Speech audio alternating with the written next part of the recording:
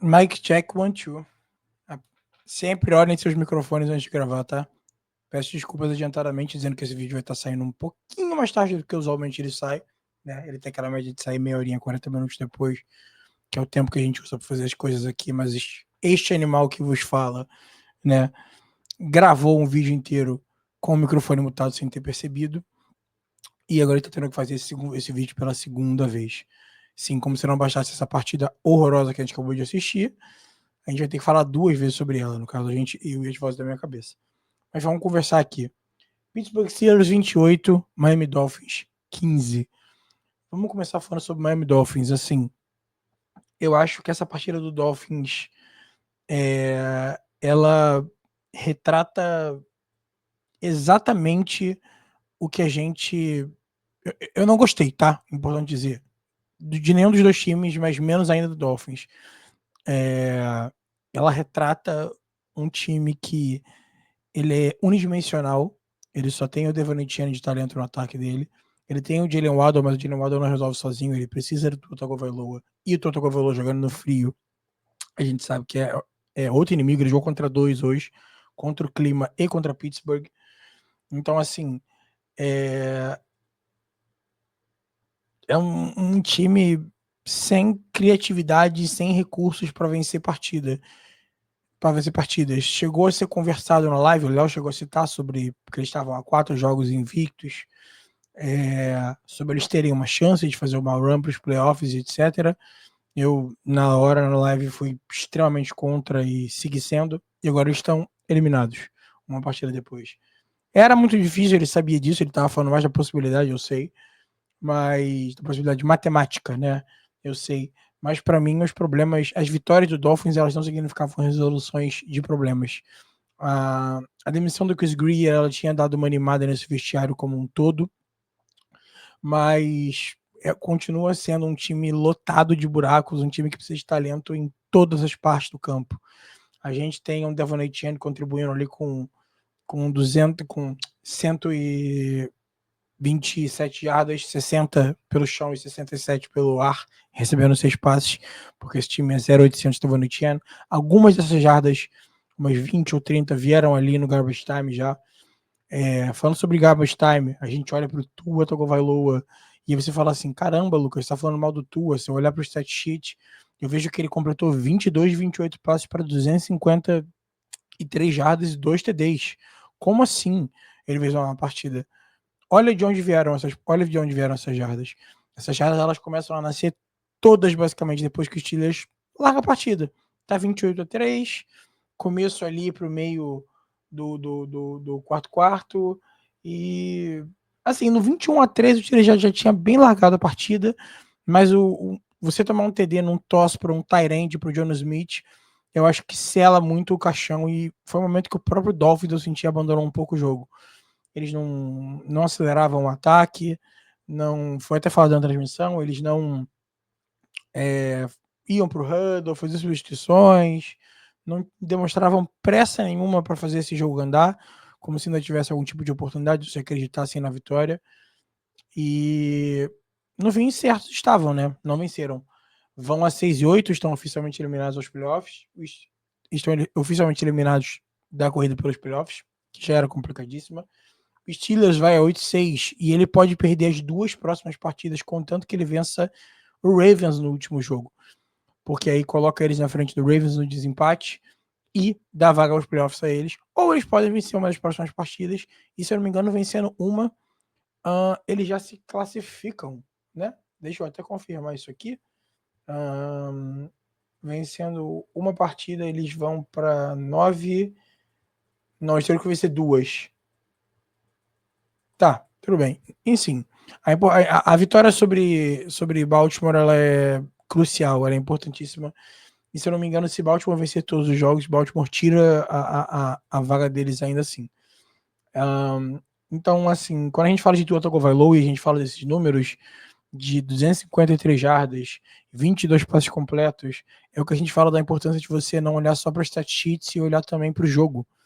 Olha de onde vieram essas jardas, olha como elas aconteceram, olha onde elas aconteceram, sabe? é um time. Eu não gostei mesmo assim. Final do jogo a gente teve muita gente sendo alimentada, a gente teve Darren Waller recebendo seus 2 telezinhos, recebendo suas 66 jardas com 8 targets. A gente teve Greg Dulcich com 46 jardas.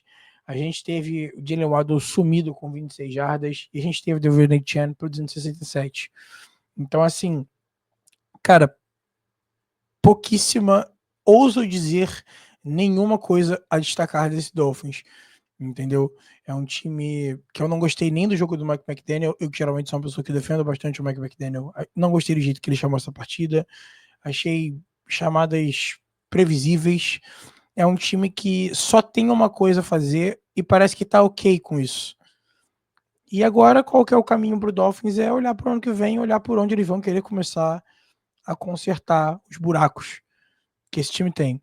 É pelo comando técnico, demitindo o head coach, beleza? Sim, não. É pelo draft, vamos para as linhas, que tirando o center, para mim, essa linha pode, sim, reforços em qualquer lugar.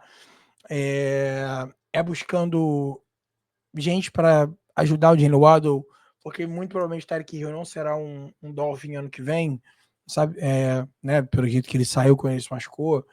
Procurar armas para defesa, porque buracos nessa defesa não faltam. Então, assim, opções para arrumar esse time, para começar a arrumar esse time, não faltam. Então, basta ver o caminho que eles vão escolher, né? Vamos para o lado dos Steelers. E os Steelers é aquilo que a gente sabe que ele é. É um time previsível, é um time burocrático, eu acho que é a melhor palavra, com um estilo de jogo extremamente burocrático, com um quarterback perfeito para isso. Uma partida inteira de. Vamos falar dos números do Aaron Rodgers. É outro que os números também enganam muito. Você tem o Aaron Rodgers terminando com 23 de 27 passes completos para 224 jardas e 2 TDs. E assim,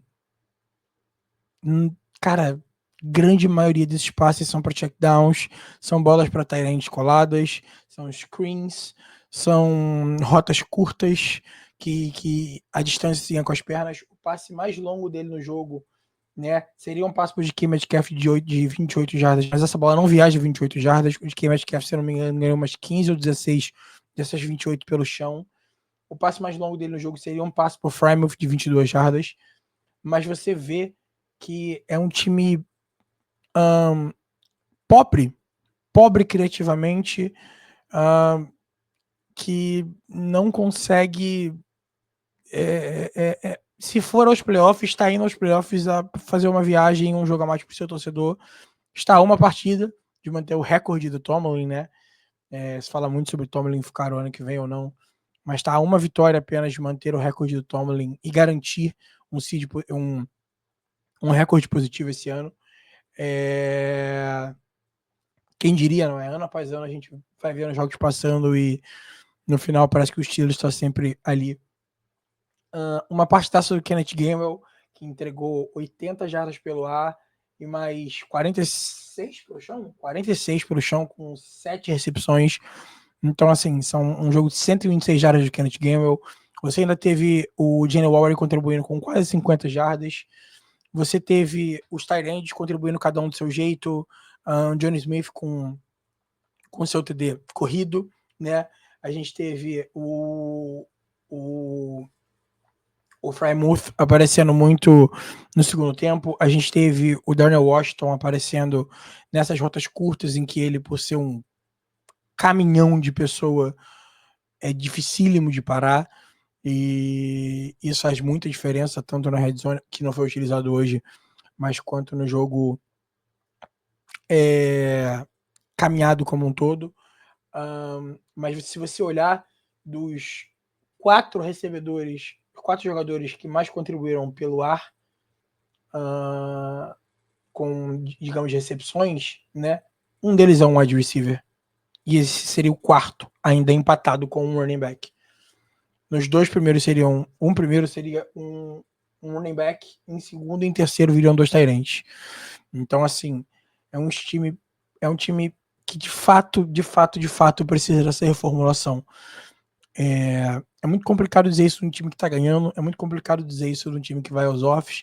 A gente ouve muita torcida dos Steelers reclamar, né, do Mike Tomlin, reclamar desse time como um todo, da repetição, que esse 9-8, que esse one and done nos playoffs, etc. Mas quando você assiste os Steelers com frequência, você entende o porquê. Cara, ir no poupa-tempo, tirar a segunda via de documento é menos burocrático do que ver esse time jogar. E a chegada do Aaron Rodgers não mudou em nada nisso, porque ele é justamente a figura desse jogador. Ele é um aging quarterback que não consegue entregar basicamente nada além do próximo que ele já entregou em outras épocas da vida dele. A ver para o futuro. Como eu falei, não vou esticar muito esse vídeo, né? Até porque é a segunda vez que eu tô gravando. O outro tinha ficado com 16 minutos, que foi com 12 também. Mas vai ficar um pouquinho menor do que os outros. Mas a partida já foi torturante o suficiente para vocês. E eu também não quero demorar muito a subir o vídeo pro YouTube. E é isso, cara. Não esqueça de deixar seu like, tá?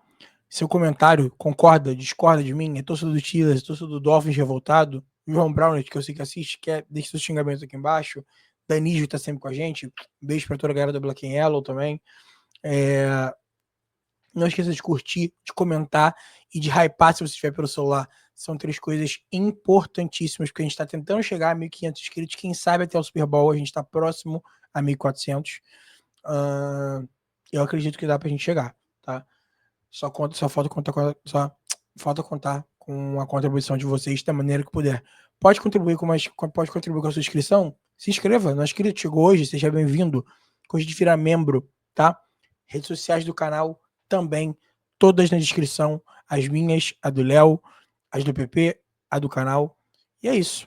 Lucas ficando aqui com mais um vídeo. E perdão pela demora novamente, perdão pelo vacilo. E tamo junto demais. Tchau, tchau.